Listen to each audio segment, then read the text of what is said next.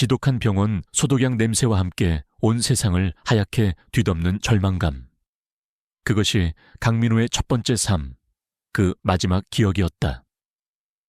믿었던 친구의 배신으로 아버지께서 평생을 바쳐 일군 회사는 풍비박산났고 그 충격으로 어머니는 쓰러져 다시는 일어나지 못하셨다. 여동생은 빚쟁이들에게 끌려가 행방불명되었으며 그 자신은 모든 것을 잃고 병매에 시달리다 차가운 병원 침대 위에서 홀로 외롭게 죽음을 맞이해야 했다. 눈을 감는 순간까지도 그의 가슴속에는 처절한 후회와 함께 피를 토하는 듯한 원한만이 가득 차 있었다. 만약 단 한 번이라도 다시 기회가 주어진다면 그는 결코 이렇게 무력하게 모든 것을 빼앗기지 않으리라. 반드시 모든 것을 되돌리고 자신과 가족을 나락으로 떨어뜨린 자들에게 피의 대가를 치르게 하리라. 커헉. 강민우는 가슴을 움켜쥐며 격렬한 기침과 함께 침대에서 벌떡 일어났다. 숨이 턱까지 차올랐고 온몸은 식은땀으로 흠뻑 젖어 있었다. 하지만 이상했다. 분명 죽음의 고통 속에서 마지막 숨을 몰아쉬었던 그였는데 지금 느껴지는 것은 생생한 심장의 고동과 함께 너무나도 익숙한 공간의 공기였다. 그는 떨리는 눈으로 주변을 둘러보았다. 낡고 비좁은 옥탑방. 창문으로 쏟아져 들어오는 눈부신 아침 햇살. 벽에 걸린 낡은 달력은 정확히 10년 전 그의 나이 20살이었던 그때를 가리키고 있었다. 이건 말도 안 돼. 그는 자신의 손을 내려다보았다. 병매에 시달려 앙상했던 손이 아니었다. 젊고 건강한 활기 넘치는 20살 청년의 손이었다. 믿을 수 없는 현실에 그는 몇 번이고 자신의 뺨을 때려보았지만 꿈이 아니었다. 그는 정말로 과거로 돌아온 것이다. 10년 전 모든 비극이 시작되기 바로 직전의 그 시간으로 하하하. 그는 미친 사람처럼 웃음을 터뜨렸다. 절망의 끝에서 찾아온 기적. 이것은 분명 하늘이 그에게 준 두 번째 기회이자 처절한 복수를 위한 발판이었다. 그의 눈에는 뜨거운 눈물과 함께 살기 어린 복수심이 동시에 타오르고 있었다. 하지만 그의 감격과 분노가 채 가라앉기도 전 낡은 방문이 거칠게 부서지듯 열리며 한 여인이 비틀거리며 방 안으로 뛰어들어왔다. 길고 검은 생머리는 헝클어져 있었고 값비싸 보이는 실크 드레스는 곳곳이 찢어져 있었다. 그러나 그런 와중에도 숨길 수 없는 그녀의 아름다움은 마치 어둠 속에서 피어난 한 송이 달리아처럼 위태롭고도 매혹적이었다. 그녀의 커다란 눈망울에는 극도의 공포와 함께 절박함이 가득 담겨 있었다. 여인은 방 안으로 들어오자마자 황급히 문을 걸어 잠갔고 숨을 헐떡이며 강민우를 향해 다가왔다. 그리고는 그의 발치에 힘없이 무릎을 꿇으며 떨리는 목소리로 애원하기 시작했다. 제발, 저 좀 살려주세요, 제발. 강민우는 갑작스러운 상황에 어리둥절했지만 여인의 상태가 심상치 않음을 직감했다. 그녀의 눈빛은 정상이 아니었고 온몸은 가늘게 떨리고 있었으며 뺨은 이상할 정도로 붉게 상기되어 있었다. 마치 약에라도 취한 사람처럼. 괜찮으십니까? 무슨 일이시죠? 그가 조심스럽게 묻자 여인은 더욱더 절박한 표정으로 그의 바짓가랑이를 붙잡았다. 시간이 없어요. 제발 제 처음을 당신에게 드릴게요. 저를 가져주세요. 그렇게 하지 않으면 전 정말 끝장이에요. 그녀의 입에서 나온 말은 강민우의 귀를 의심하게 만들었다. 방금 전까지만 해도 죽음의 문턱에서 돌아와 과거로 회귀했다는 사실에 정신을 차리지 못하고 있었는데 이제는 난생 처음 보는 절세미인이 자신의 앞에 무릎을 꿇고 처음을 가져달라고 애원하고 있다니.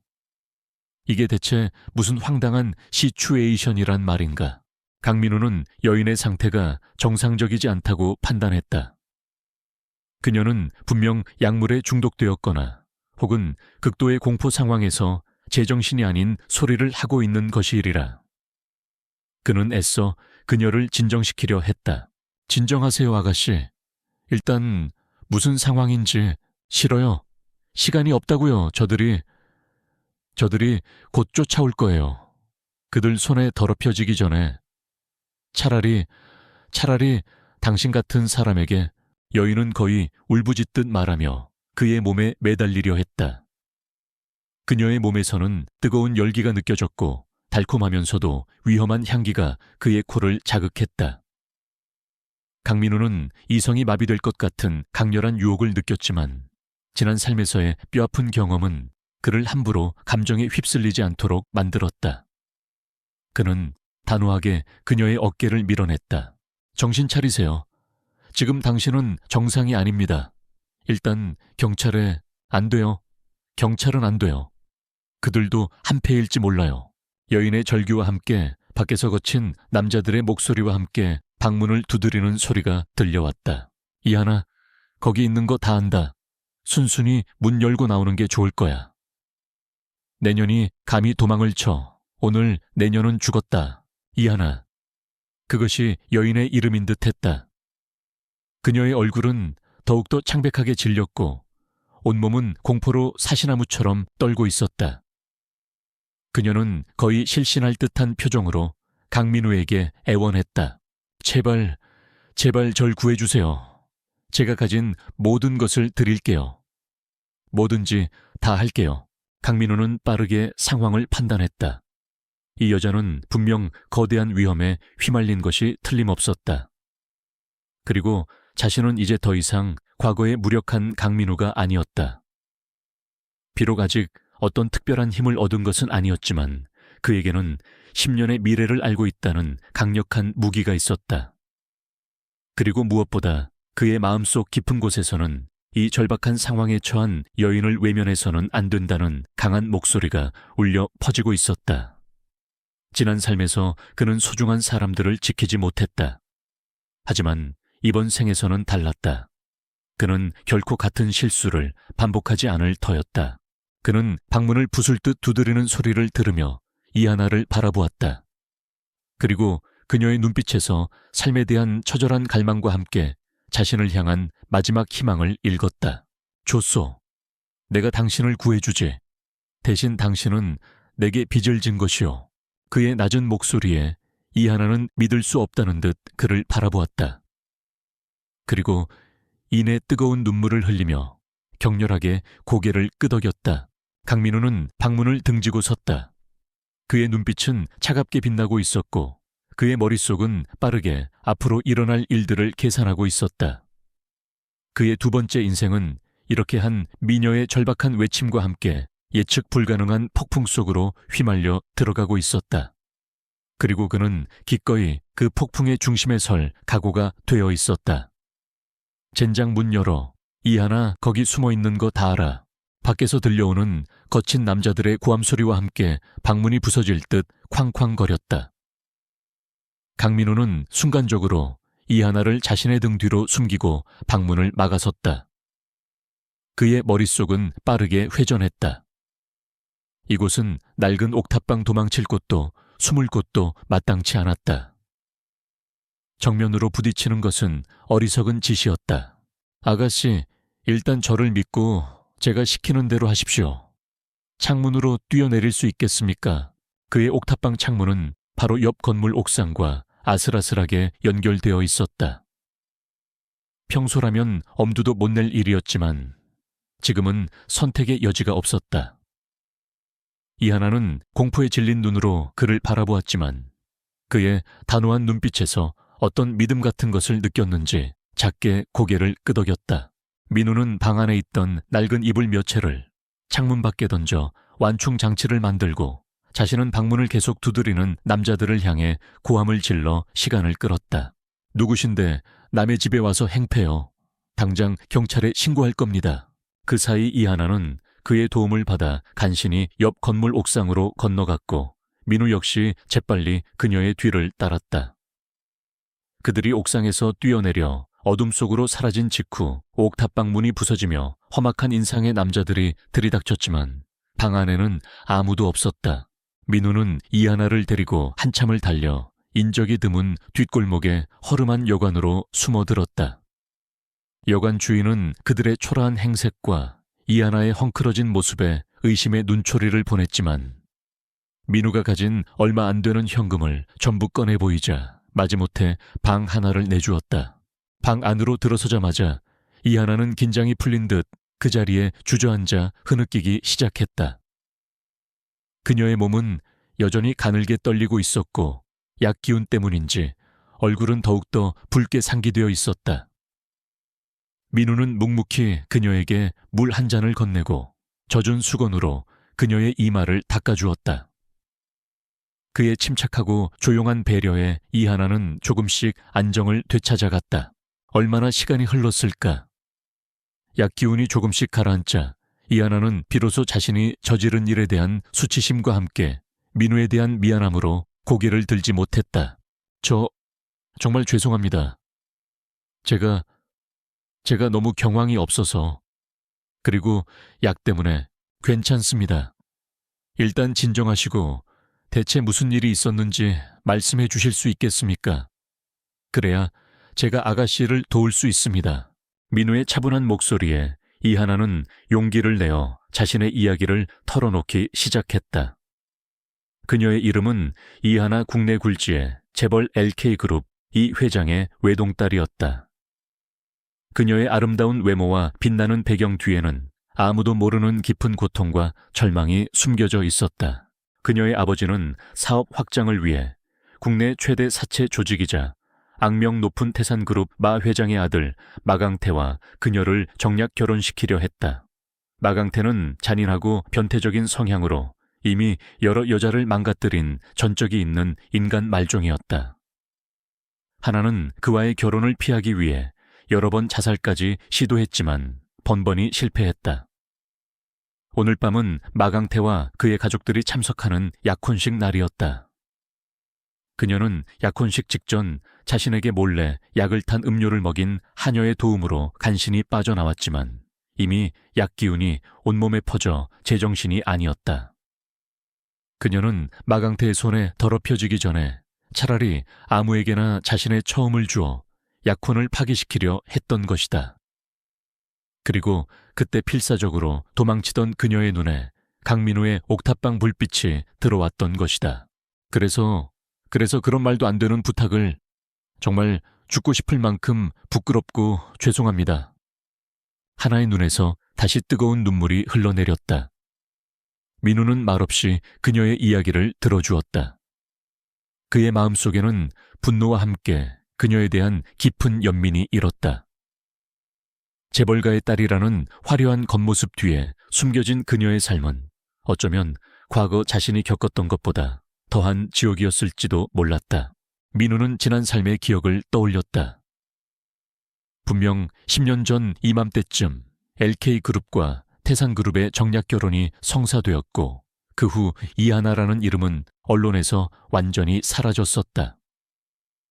그리고 몇 년 뒤 마강태는 또 다른 여자 문제로 구설수에 올랐지만 태산그룹의 비호 아래 유유히 법망을 빠져나갔다는 기사를 본 기억이 어렴풋이 떠올랐다. 만약 자신이 개입하지 않는다면 이하나의 운명은 과거와 똑같이 비극으로 끝날 것이 분명했다. 이것이 하늘이 내게 다시 한번 기회를 준 이유일지도 모른다. 민우는 결심했다. 이 여자를 구하기로. 단순히 동정심 때문만은 아니었다. 그녀를 구하는 것은 어쩌면 과거에 무력했던 자신을 구원하는 일이 될 수도 있었고 동시에 마강태와 태산그룹이라는 거대한 악의 세력에 맞서 싸울 첫 번째 기회가 될 수도 있었다. 그의 새로운 삶의 목표는 단순한 개인적인 복수를 넘어 세상의 불의와 맞서 싸우는 것으로 확장되고 있었다. 이하나 씨, 당신의 그 절박함 이해합니다. 그리고 당신을 돕겠습니다. 민우의 단호한 말에 하나는 믿을 수 없다는 듯 고개를 들었다. 정말이세요? 하지만 그들은 태산그룹은 당신까지 위험해질 수 있어요. 걱정 마십시오. 나에게도 생각이 있습니다. 다만 앞으로 당신은 전적으로 나를 믿고 따라야 합니다. 그렇게 할 수 있겠습니까? 하나의 눈빛이 흔들렸다. 하지만 그녀는 민우의 깊고 강인한 눈빛에서 어떤 희망을 발견한 듯 힘차게 고개를 끄덕였다. 네, 당신만 믿을게요. 뭐든지 다 할게요. 좋습니다. 그럼 우리의 첫 번째 계획은 당신을 이 지옥에서 완전히 벗어나게 해주는 것입니다. 그리고 그 과정에서 마강태와 태산그룹에게 작은 선물을 하나 안겨줘야겠지요. 민우의 입가에 차가운 미소가 떠올랐다. 그 미소는 이전에 순박했던 청년의 것이라고는 믿기 어려울 만큼 냉철하고 치밀한 전략가의 그것이었다. 두 사람은 그렇게 위험하고도 기묘한 동맹을 맺었다. 한 명은 모든 것을 빼앗기고 과거로 돌아온 복수자, 다른 한 명은 모든 것을 가졌지만 절망의 늪에 빠진 재벌가의 딸. 그들의 만남은 우연이었을까? 아니면 거대한 운명의 수레바퀴가 마침내 움직이기 시작한 것일까?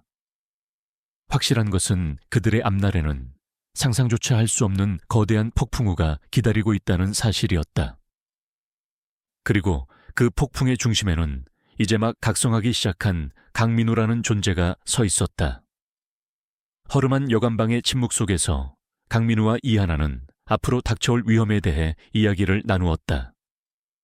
태상그룹 마강태의 집요함과 LK그룹 이 회장의 권력을 생각하면 그들이 이대로 순순히 물러설 리 없었다. 서울을 벗어나는 것이 급선무였지만 무작정 도망치는 것만이 능사는 아니었다. 일단 모습을 바꿔야 합니다. 이하나 씨의 지금 모습은 너무 눈에 띄어요. 그리고 당분간 우리가 숨어 지낼 안전한 장소가 필요합니다. 강민우는 전생의 기억을 더듬었다. 그는 지난 삶에서 사업 실패 후 도망자 신세로 전국을 떠돌았던 경험이 있었다. 그때 알게 되었던 몇몇 은밀한 장소들, 그리고 사람들의 눈을 피하는 방법들이 지금 이 순간 유용하게 쓰일 수 있을 터였다. 제 머리 자르고 염색할게요. 옷도 최대한 평범한 걸로 바꿔 입고요. 하나 역시 비록 절망적인 상황이었지만 살아야겠다는 의지만큼은 강렬했다. 그녀는 민우의 말에 순순히 따랐다. 민우는 남은 돈을 털어 시장에서 값싼 옷가지와 염색약, 그리고 간단한 변장 도구들을 구입했다. 하나는 욕실에서 서툰 솜씨로 자신의 길고 검은 머리를 짧게 자르고 짙은 갈색으로 염색했다. 화려했던 실크 드레스 대신 평범한 티셔츠와 청바지를 입은 그녀는 이전과는 전혀 다른 수수한 모습이었지만 그 아름다움만큼은 여전히 감출 수 없었다. 오히려 청초한 매력이 더해져 민우의 마음을 미묘하게 흔들었다. 그들은 다음날 새벽 여러 차례 대중교통을 갈아타며 추적을 따돌리고 민우가 알고 있던 강원도의 한적한 폐광촌으로 향했다. 과거 그가 사업차 방문했다가 우연히 알게 된 곳으로 지금은 거의 모든 주민이 떠나고 몇몇 노인들만이 남아있는 외딴 마을이었다. 그곳이라면 당분간 마강태와 이 회장의 눈을 피할 수 있을 터였다. 폐광촌으로 향하는 길은 험난했다. 낡은 버스는 덜컹거렸고 비포장도로는 흙먼지를 일으켰다. 하지만 민우는 시종일관 침착함을 잃지 않고 하나를 챙겼다. 그는 배낭에서 미리 준비한 물과 간식을 꺼내 하나에게 건넸고 그녀가 힘들어할 때면 말없이 그녀의 짐을 대신 들어주었다. 그의 과묵하지만 세심한 배려에 하나는 조금씩 마음의 안정을 찾아갔다. 그녀는 문득 궁금해졌다. 이 남자는 대체 어떤 사람이기에 이렇게까지 자신을 도와주는 것일까? 처음에는 그저 절박한 마음에 매달렸지만 함께 도망치는 과정에서 그가 보여준 침착함과 판단력, 그리고 위기 상황에서의 의연함은 결코 평범한 청년의 것이라고는 생각할 수 없었다. 민우 씨는 어떻게 그렇게 침착할 수 있어요? 그리고 이런 일에 익숙해 보여요. 하나가 조심스럽게 묻자 민우는 희미하게 웃으며 대답했다. 글쎄요. 그냥 좀 험한 일들을 많이 겪어서 그런가 봅니다. 그는 자신의 과거에 대해 더 이상 자세히 말하지 않았지만 그의 눈빛에 스쳐 지나가는 깊은 슬픔과 고독을 하나는 어렴풋이나마 느낄 수 있었다. 그녀는 더 이상 묻지 않았다. 지금은 그를 믿고 의지하는 것 외에는 다른 방법이 없었다. 폐광촌에 도착한 그들은 마을 이장의 도움으로 빈집 하나를 얻어 임시 거처를 마련했다. 집은 낡고 허름했지만 두 사람이 함께 청소하고 정돈하니 제법 아늑한 공간이 되었다. 그곳에서 그들은 처음으로 짧은 평화를 맛보았다. 하지만 그것도 잠시 그들은 앞으로 어떻게 살아갈 것인지, 그리고 마강태와 이 회장의 추격을 어떻게 완전히 따돌릴 것인지에 대한 현실적인 문제에 직면해야 했다. 하나는 자신이 가진 비상금과 몇 점의 패물을 민우에게 건넸다. 그것이 그녀가 현재 가진 전부였다. 이걸로 당분간 생활할 수 있을 거예요. 그리고 이걸로 민우 씨가 새로운 사업을 시작하는데 도움이 되었으면 좋겠어요. 제가 할 수 있는 건 이것밖에 없네요. 민우는 그녀의 진심에 고마움을 느꼈지만 동시에 막중한 책임감을 느꼈다. 그는 단순히 도망치는 것을 넘어 이 기회를 발판 삼아 자신의 힘을 키우고 과거의 실패를 만회하며 궁극적으로는 자신을 나락으로 떨어뜨렸던 자들에게 복수해야 했다. 그리고 이제는 이하나라는 여자까지 지켜야 할 의무가 생긴 것이다. 그는 전생의 기억을 최대한 활용하여 새로운 사업 계획을 구상하기 시작했다.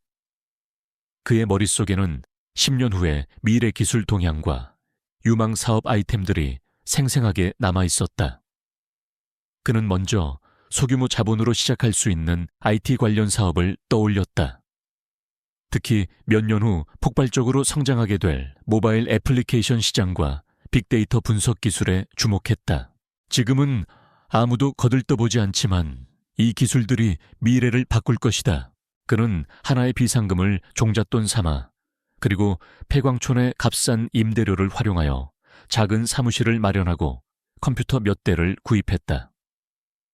낮에는 하나와 함께 마을 사람들을 도와 소일거리를 하고 밤에는 홀로 사무실에 남아 미친 듯이 코딩과 사업 계획서 작성에 몰두했다. 그의 눈빛은 과거의 무기력했던 모습은 온데간데 없고 성공에 대한 뜨거운 열망과 미래에 대한 확신으로 가득 차 있었다. 하나는 그런 민우의 모습을 조용히 지켜보았다.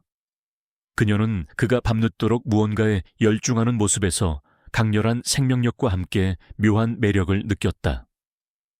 그가 하는 일이 무엇인지는 정확히 알 수 없었지만 그가 결코 평범한 사람이 아니라는 것만큼은 확실히 알 수 있었다. 그녀는 자신도 모르게 그를 응원하고 있었고 그의 꿈이 이루어지기를 간절히 바라고 있었다. 그러던 어느 날 마을 우체국을 통해 민우에게 의문의 소포 하나가 배달되었다. 발신인 불명의 소포 안에는 낡은 노트북 한 대와 함께 과거는 바꿀 수 없지만 미래는 당신의 손에 달려있다.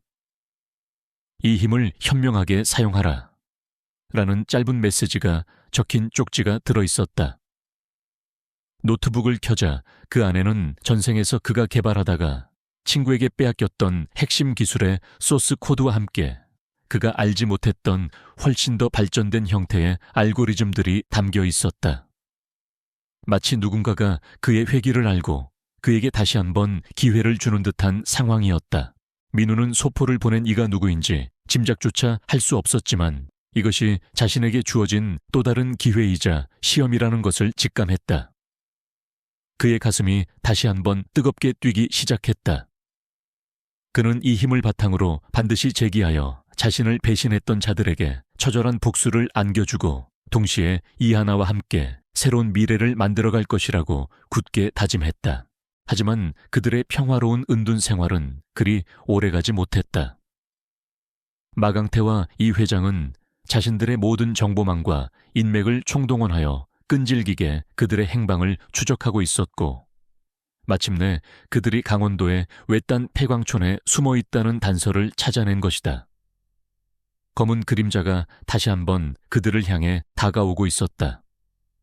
강민우에게 배달된 의문의 노트북은 그의 새로운 삶에 날개를 달아주었다.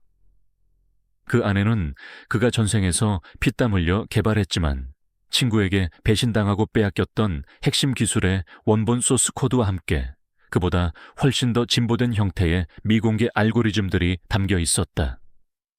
마치 누군가가 그의 회기를 알고 그에게 복수와 재기의 발판을 마련해준 듯한 기묘한 선물이었다.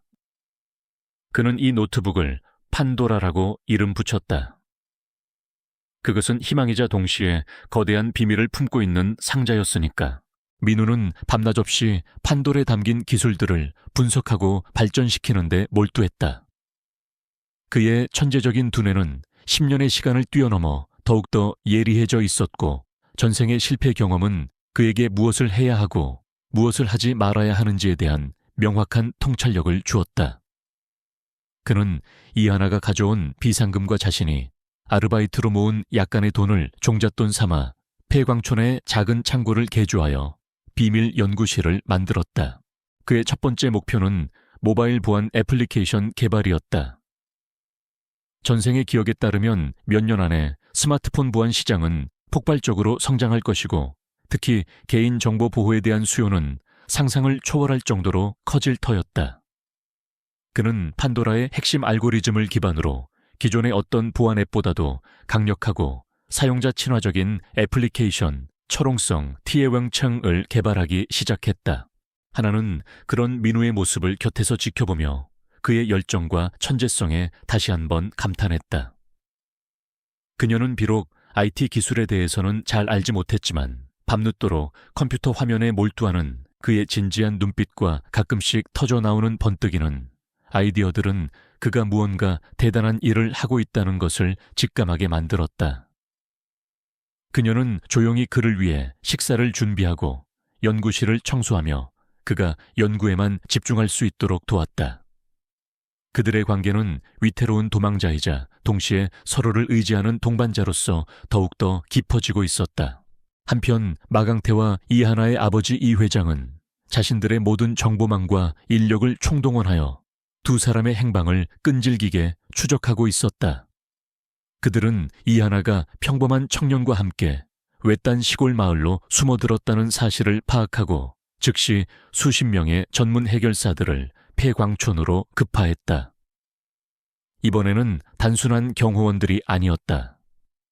그들은 돈만 주면 무슨 일이든 하는 어둠의 세계에서 잔뼈가 굵은 자들이었다. 마강태는 이하나는 반드시 산채로 잡아오되 강민우는 철저하게 응징하여 다시는 자신에게 거역할 생각을 못하도록 만들라고 명령했다. 폐광촌에 어둠이 내리고 민우가 한창 철옹성의 마지막 코딩 작업에 몰두하고 있을 때였다.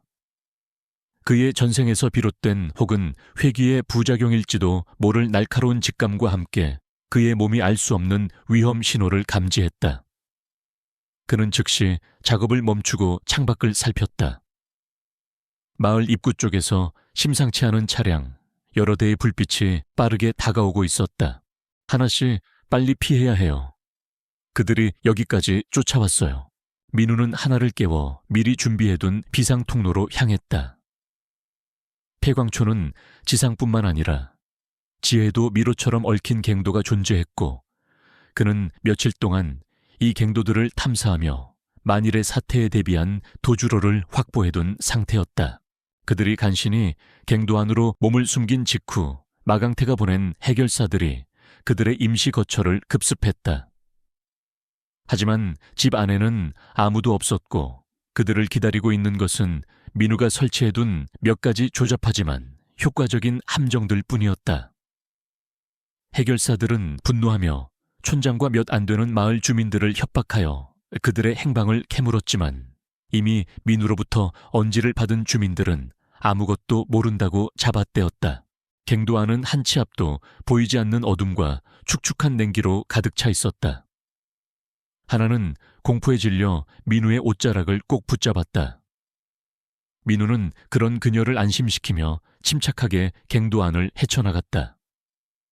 그의 머릿속에는 이미 이 갱도의 모든 구조가 완벽하게 입력되어 있었고 전생에서 겪었던 온갖 위기 상황들이 그의 판단력을 더욱더 날카롭게 만들고 있었다. 한참을 헤매던 그들은 마침내 갱도의 다른 쪽 출구에 도달했다. 하지만 그곳에는 이미 몇 명의 해결사들이 칼을 빼들고 그들을 기다리고 있었다. 퇴로가 막힌 절체절명의 순간이었다. 후후후. 도망칠 곳은 없다, 강민우. 그리고 이하나 아가씨도. 해결사 중 우두머리로 보이는 자가 비릿한 미소를 지으며 다가왔다. 그는 마강태로부터 어떤 명령을 받았는지 이하나를 보는 그의 눈빛에는 탐욕스러운 욕망이 번뜩이고 있었다. 민우는 하나를 자신의 등 뒤로 보호하며 낮은 목소리로 말했다. 하나씨, 무슨 일이 있어도 내 뒤에서 떨어지지 마세요. 그 순간 민우의 몸에서 이전과는 전혀 다른 기운이 뿜어져 나오기 시작했다. 그것은 절박한 상황에서 발현된 그 자신도 미처 알지 못했던 잠재된 힘이었다.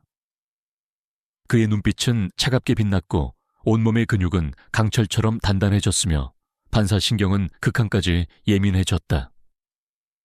전생에 무력했던 자신을 뛰어넘어 새로운 존재로 각성하는 듯한 느낌이었다.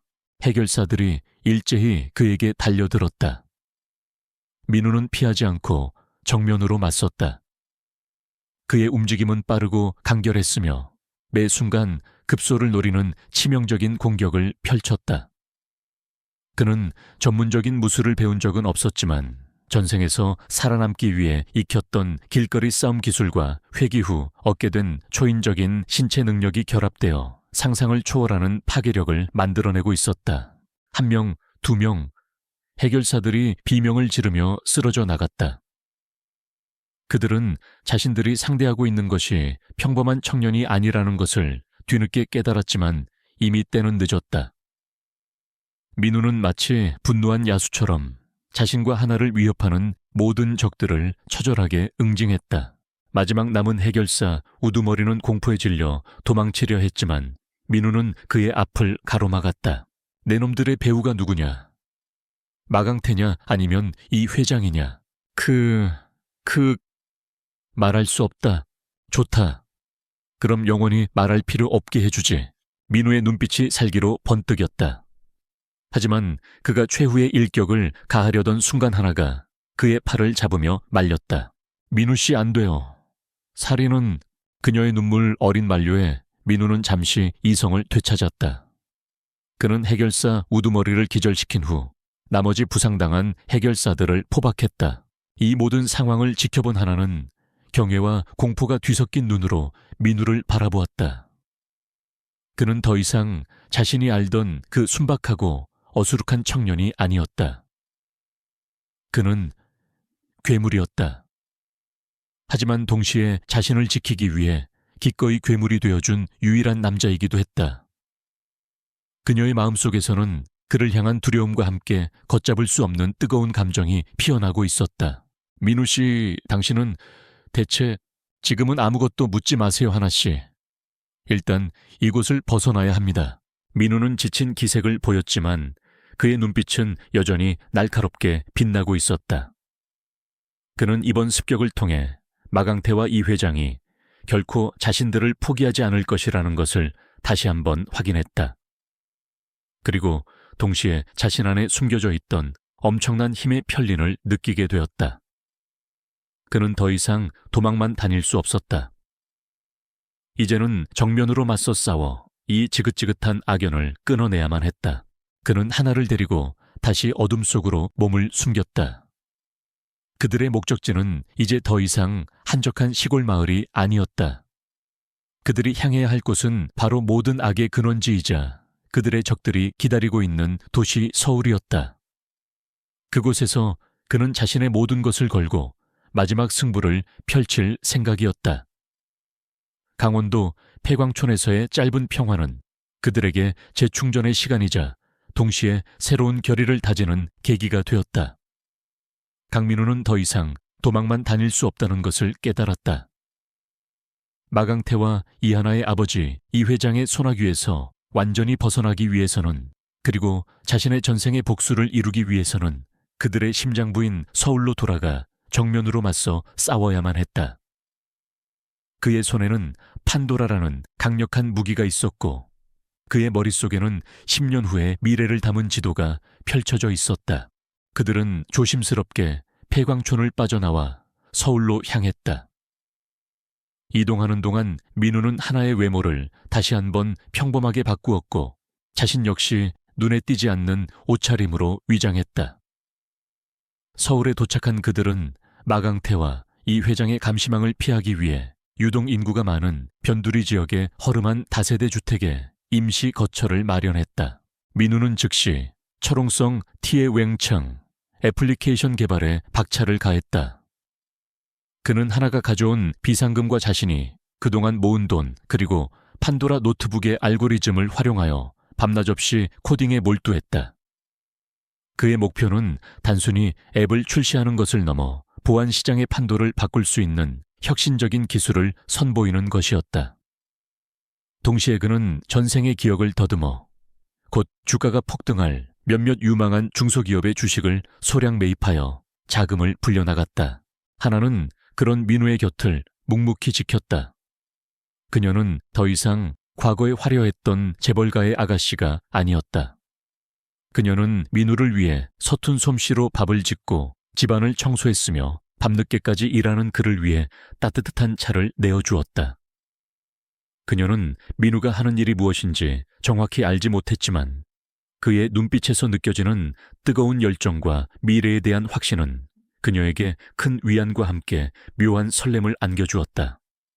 그녀는 자신도 모르는 사이에 이 위태로운 도망자 생활 속에서 진정한 사랑의 감정을 키워나가고 있었다. 그러던 어느 날 민우는 전생에서 자신을 배신했던 친구 박성철에 대한 기억을 떠올렸다. 박성철은 민우의 사업 아이템을 가로채고 그의 회사가 망하는데 결정적인 역할을 했던 인물이었다. 그리고 지금 이 시점 그는 아직 작은 회사의 평범한 팀장이었지만 몇 달 안에 민우가 전생에서 구상했던 것과 유사한 아이템으로 대박을 터뜨리고 승승장구하게 될 터였다. 이번 생에서는 그렇게 되도록 내버려 둘 수 없지. 민우는 차가운 미소를 지으며 박성철에 대한 복수를 계획했다. 그는 자신이 개발 중인 철옹성의 핵심 기술 중 일부를 박성철의 회사보다 한 발 앞서 특허 출원했고 동시에 박성철이 추진 중이던 사업의 치명적인 약점을 익명으로 경쟁사에 흘렸다. 얼마 지나지 않아 박성철의 야심찬 프로젝트는 시작도 해보기 전에 물거품이 되었고 그는 회사에서 쫓겨나 한순간에 실업자 신세로 전락했다. 그는 자신이 왜 실패했는지조차 알지 못한 채 절망감에 빠져 허우적거렸다. 민우는 그의 몰락을 멀리서 지켜보며 작은 만족감을 느꼈지만 이것은 단지 시작에 불과했다. 그의 진짜 복수 대상은 아직 건재했으니까. 한편 마강태와 이 회장은 혈안이 되어 하나와 민우의 행방을 추적하고 있었다. 그들은 서울 시내의 모든 정보망을 총동원했고 마침내 민우가 변두리 지역에서 작은 IT 회사를 운영하며 숨어 지내고 있다는 단서를 찾아냈다. 그들은 이번에야말로 두 사람을 확실하게 처리하기 위해 더욱더 치밀하고 악랄한 계획을 세웠다. 그들은 먼저 민우의 회사에 세무조사와 함께 각종 규제 압력을 넣어 사업을 방해하는 한편 언론에는 민우가 사실은 이하나를 납치 감금하고 그녀의 재산을 노리는 파렴치한 사기꾼이라는 악의적인 기사를 퍼뜨리기 시작했다. 또한 그들은 어둠의 경로를 통해 전문 해결사들을 고용하여 민우의 회사 주변을 감시하고 그가 혼자 있을 때를 노려 기습 공격을 감행하려 했다. 민우는 이미 그들의 움직임을 예측하고 있었다. 그의 향상된 직관력과 회기를 통해 얻게 된 예지몽과도 같은 감각은 그에게 끊임없이 위험 신호를 보내고 있었다. 그는 하나의 안전을 위해 그녀를 잠시 안전한 곳으로 피신시키고 홀로 적들의 공격에 맞설 준비를 했다. 마침내 운명의 밤이 다가왔다. 마강태가 보낸 해결사들이 어둠을 틈타 민우의 작은 사무실을 급습했다. 하지만 그들을 기다리고 있었던 것은 민우가 설치해둔 각종 함정과 함께 이미 모든 준비를 마치고 기다리고 있던 강민우 자신이었다. 사무실 안팎에서 격렬한 전투가 벌어졌다. 해결사들은 수적으로 우세했지만 민우는 지형지물을 교묘하게 활용하고 전생의 기억 속에 남아있던 실전 격투 기술과 함께 회기 후 각성한 듯한 초인적인 신체 능력을 발휘하여 그들을 하나씩 쓰러뜨려 나갔다. 그의 움직임은 맹수처럼 빠르고 정확했으며 그의 눈빛은 모든 것을 꿰뚫어 보는 듯 예리했다. 하지만 적들의 수는 너무나 많았고 그들의 공격은 집요했다. 민우 역시 여러 군데 부상을 입으며 점점 더 궁지에 몰리고 있었다. 바로 그때 그가 가장 위험한 순간에 처했을 때 예상치 못한 구원의 손길이 나타났다. 바로 이하나였다. 그녀는 민우의 만류에도 불구하고 그를 혼자 둘 수 없어 몰래 돌아왔던 것이다. 그녀는 비록 싸움에는 전혀 소질이 없었지만 용감하게 소화기를 집어들고 해결사들의 시선을 분산시켜 민우에게 결정적인 방역의 기회를 만들어 주었다. 하나씨, 여긴 위험해요. 어서 피해요. 싫어요. 당신 혼자 두고 갈 수 없어요. 내가 당신을 지킬 거예요. 하나의 외침은 민우에게 새로운 용기와 힘을 불어넣었다. 그는 그녀의 진심을 느꼈고 그녀를 위해서라도 반드시 살아남아야 한다고 다짐했다. 그는 마지막 남은 힘을 다해 적들을 제압했고 마침내 모든 해결사들을 쓰러뜨리는 데 성공했다. 피와 땀으로 범벅이 된 채 서로를 마주본 두 사람. 극한의 위기 상황 속에서 그들은 비로소 서로를 향한 자신의 감정이 단순한 연민이나 의존이 아닌 진정한 사랑이라는 것을 깨달았다. 하나씨, 민우씨, 나도 말은 필요 없었다. 그들은 격렬하게 서로를 끌어안고 뜨거운 입맞춤을 나누었다. 세상 모든 것이 멈춘 듯한 그 순간 그들의 사랑은 마침내 활짝 피어난 것이다. 하지만 그들의 앞에는 여전히 마강태와 이 회장이라는 거대한 산이 버티고 있었다. 그리고 민우의 마음속에는 아직 해결되지 않은 전생의 원한과 복수심이 남아 있었다. 그들의 싸움은 이제 새로운 국면으로 접어들고 있었다. 사랑이라는 강력한 무기를 얻은 강민우. 그는 이제 어떤 모습으로 변해갈 것인가? 서울로 돌아온 강민우와 이하나는 잠시 숨을 돌릴 틈도 없이 마강태와 이 회장의 거센 추격에 다시 직면해야 했다. 그들은 이전보다 훨씬 더 교활하고 악랄한 방법으로 두 사람을 압박해왔다.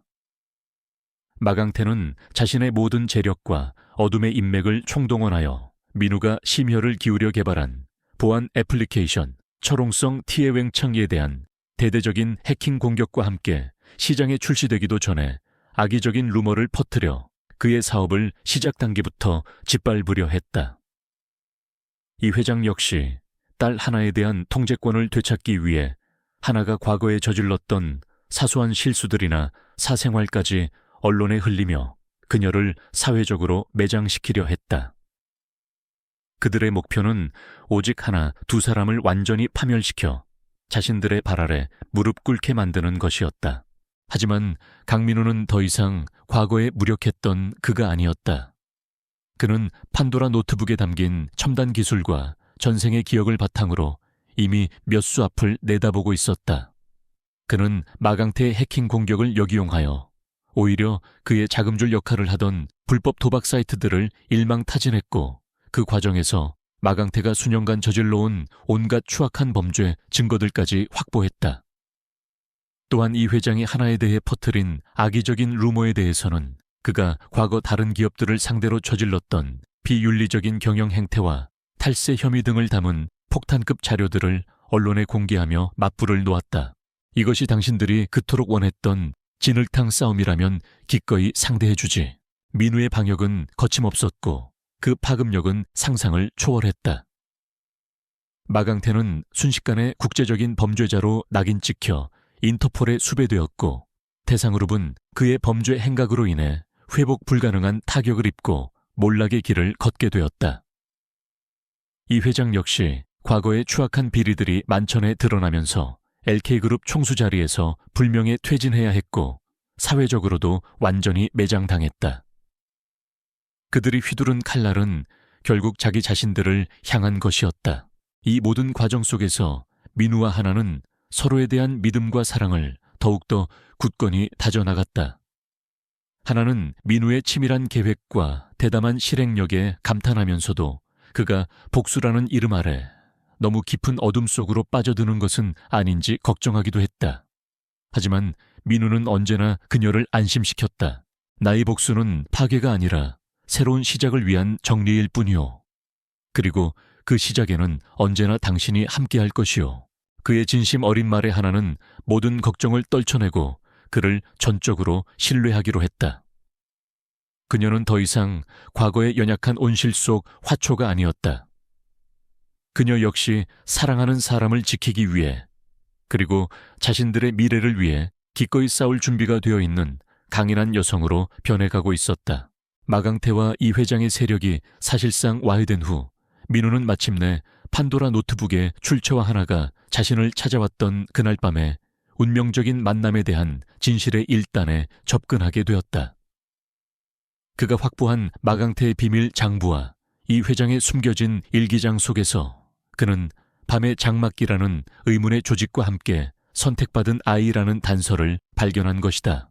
밤의 장막은 전 세계의 부와 권력을 뒤에서 조종하는 극비의 그림자 조직이었고 마강태와 이 회장은 그 조직의 하수인에 불과했다. 그리고 이하나 그녀는 사실 밤의 장막이 오랫동안 찾아 헤매던 선택받은 아이, 즉 세상을 바꿀 수 있는 특별한 운명을 타고난 존재였다.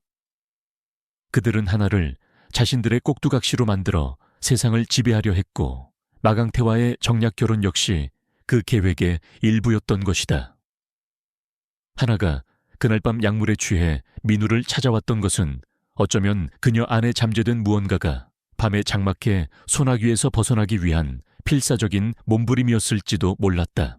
그리고 강민우 그의 회기와 판도라 노트북의 등장은 결코 우연이 아니었다. 전생에서 그의 아버지는 밤의 장막의 음모를 눈치채고 그들의 비밀을 파헤치려다 제거당했고 민우 역시 그 과정에서 희생양이 되었던 것이다. 판도라는 그의 아버지가 마지막으로 남긴 유산이자 밤에 장막해 맞서 싸울 수 있는 유일한 무기였다. 그리고 어쩌면 그를 10년 전으로 돌려보내고 하나와 만나게 한 것은 이 모든 것을 바로잡으려는 거대한 운명의 의지였을지도 모른다. 모든 진실을 알게 된 민우와 하나는 깊은 충격과 함께 이루 말할 수 없는 분노를 느꼈다. 그들의 싸움은 아직 끝나지 않았다. 마강태와 이 회장은 단지 시작에 불과했고 그들 뒤에는 훨씬 더 거대하고 사악한 적 밤의 장막이 도사리고 있었던 것이다. 두렵지 않아요, 민우 씨. 당신과 함께라면 그 어떤 적이라도 맞서 싸울 수 있어요. 하나의 눈빛은 그 어느 때보다 단단하고 결연했다. 그녀는 더 이상 누군가의 보호만을 받는 연약한 존재가 아니었다. 그녀 역시 자신의 운명에 맞서 싸울 준비가 되어 있었다. 민우는 그런 하나의 손을 꼭 잡았다. 그의 마음속에는 더 이상 개인적인 복수심만이 남아있지 않았다. 이제 그의 싸움은 자신과 하나의 운명을 넘어 세상을 어둠의 세력으로부터 지키기 위한 거대한 성전 상잔으로 변해가고 있었다. 그는 마침내 판도라 노트북의 가장 깊숙한 곳에 숨겨져 있던 마지막 기능을 활성화시켰다. 그것은 전생에서 그와 아버지가 함께 꿈꿨던 그러나 완성하지 못했던 궁극의 기술 프로젝트 아크 ARK였다. 프로젝트 아크는 단순한 기술이 아니었다.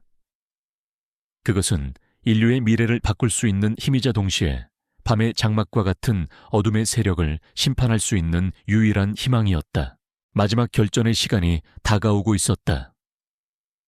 강민우와 이하나 두 사람의 운명은 이제 거대한 폭풍의 눈을 향해 나아가고 있었다. 그리고 그 끝에는 새로운 세상의 새벽이 기다리고 있을 터였다. 밤의 장막 나이츠 바일. 과의 마지막 결전은 상상을 초월할 정도로 치열하고 거대했다. 그들은 전 세계에 걸쳐 숨겨왔던 모든 힘을 동원하여 강민우와 그가 활성화시킨 프로젝트 아크 ARK를 파괴하려 했다. 그들의 목표는 단순히 강민우와 이하나를 제거하는 것을 넘어 인류의 미래를 바꿀 수 있는 희망의 불씨 자체를 꺼뜨리려는 것이었다. 하지만 강민우는 더 이상 과거에 무력했던 청년이 아니었다. 그의 곁에는 그를 절대적으로 신뢰하고 지지하는 이하나가 있었고 그의 손에는 아버지의 유산이자 인류의 미래를 담은 프로젝트 아크가 있었다. 프로젝트 아크는 단순한 방어 시스템이나 공격 무기가 아니었다.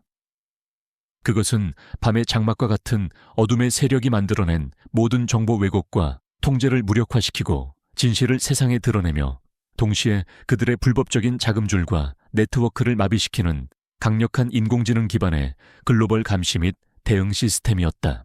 전 세계 주요 도시에서 동시다발적으로 발생한 밤의 장막의 테러 시도와 사이버 공격은 프로젝트 아크의 정교한 방어망과 역공 앞에 속수무책으로 무너져 내렸다. 진실을 갈망하던 전 세계의 양심적인 해커들과 내부 고발자들이 익명으로 프로젝트 아크에 협력하기 시작했고, 밤의 장막이 수십 년간 쌓아 올린 거짓과 기만의 제국은 모래성처럼 허물어지기 시작했다. 이하나 역시 이 거대한 싸움에서 중요한 역할을 했다. 그녀가 선택받은 아이로서 가진 특별한 능력, 그것은 사람들의 마음을 움직이고 진실을 간파하는 강력한 공감 능력과 직관력이었다. 은밤의 장막에 의해 세뇌당하거나 협박받던 많은 사람들을 각성시켜 그들이 스스로 어둠의 편에서 돌아서도록 만들었다. 그녀는 더 이상 보호받기만 하는 존재가 아니라 민우와 함께 세상을 구하는 여전사로 거듭난 것이다. 마침내 밤의 장막의 수뇌부가 은신하고 있던 비밀 기지의 위치가 프로젝트 아크에 의해 드러났고, 강민우는 국제연합군의 지원을 받아 그곳을 직접 타격했다. 기나긴 전투 끝에 밤의 장막의 수장은 체포되었고, 그들의 모든 범죄 행각과 음모는 전 세계에 낱낱이 공개되었다. 수십 년간 인류를 어둠 속에서 조종하려 했던 거대한 악의 축은 마침내 무너져 내린 것이다. 전쟁이 끝나고 세상은 새로운 국면을 맞이했다. 밤의 장막의 몰락으로 인해 힘의 공백이 생겼지만 강민우는 그 자리를 탐하는 대신 프로젝트 아크를 통해 얻은 모든 정보와 기술을 인류의 평화와 번영을 위해 사용하기로 결정했다. 그는 전 세계 지도자들과 협력하여 투명하고 공정한 새로운 국제 질서를 수립하는 데 기여했고, 과거 밤의 장막에 의해 고통받았던 수많은 사람들에게는 정당한 보상과 함께 새로운 삶의 기회를 제공했다. 이하나의 아버지 이 회장과 마강태 역시 법의 엄중한 심판을 받았다. 그들의 모든 재산은 몰수되어 피해자들에게 돌아갔고, 그들은 남은 생을 차가운 감옥에서 보내게 되었다. 이로써 강민우의 개인적인 복수 역시 완전히 마무리된 셈이었다. 하지만 그의 마음속에는 더 이상 과거의 원한이나 증오심은 남아있지 않았다. 오직 새로운 시대를 열어야 한다는 책임감과 함께 사랑하는 사람들과 함께 만들어갈 미래에 대한 희망만이 가득할 뿐이었다. 강민우와 이하나는 공식적으로 결혼을 발표했고, 그들의 결혼식은 전 세계인의 축복 속에서 거행되었다. 과거 절망의 끝에서 만났던 두 사람은 이제 세상을 구한 영웅이자 새로운 시대를 이끌어갈 희망의 상징이 되어 있었다. 몇 년 후, 강민우는 자신이 설립한 국제공익재단 아크 파운데이션 ARK 파운데이션의 이사장으로서, 그리고 이하나는 그와 함께 재단을 이끌어가는 공동대표로서 전 세계를 무대로 활발한 활동을 펼치고 있었다.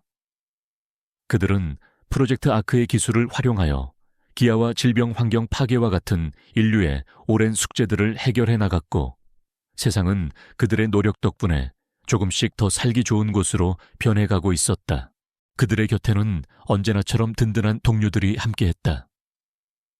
전생에서 그를 배신했던 친구 박성철은 모든 것을 잃고 길거리에서 방황하다가 우연히 민우가 운영하는 무료급식소에서 그와 재회하게 되었다. 민우는 그를 용서하지는 않았지만 그에게 새로운 삶을 시작할 수 있는 작은 기회를 주었다. 복수는 끝났지만 인간에 대한 연민은 남아있었기 때문이었다. 어느 화창한 봄날, 강민우와 이하나는 자신들의 아이들과 함께 한적한 시골 마을의 작은 집 앞마당에서 여유로운 시간을 보내고 있었다. 한때는 세상을 뒤흔드는 거대한 사건들의 중심에 있었지만 지금 그들은 그저 평범한 한 가족의 행복을 만끽하고 있었다. 민우 SG, 우리가 이렇게 평화로운 시간을 보낼 수 있을 거라고 상상이나 했었어요. 하나가 그의 어깨에 기대며 속삭였다. 민우는 그녀의 머리를 부드럽게 쓰다듬으며 미소 지었다. 아니, 전혀. 하지만 당신과 함께라면 그 어떤 미래라도 두렵지 않아. 그의 말처럼 그들의 앞날에는 또 어떤 예측 불가능한 일들이 기다리고 있을지 아무도 알 수 없었다. 하지만 한 가지 분명한 것은 그들이 함께하는 한 그 어떤 시련도 이겨내고 세상을 더욱더 아름답게 만들어갈 것이라는 사실이었다. 한 남자의 기적 같은 회귀와 한 여자의 절박했던 만남은 이렇게 세상을 구원하고 새로운 희망을 싹 틔우는 위대한 사랑 이야기로 완성된 것이다.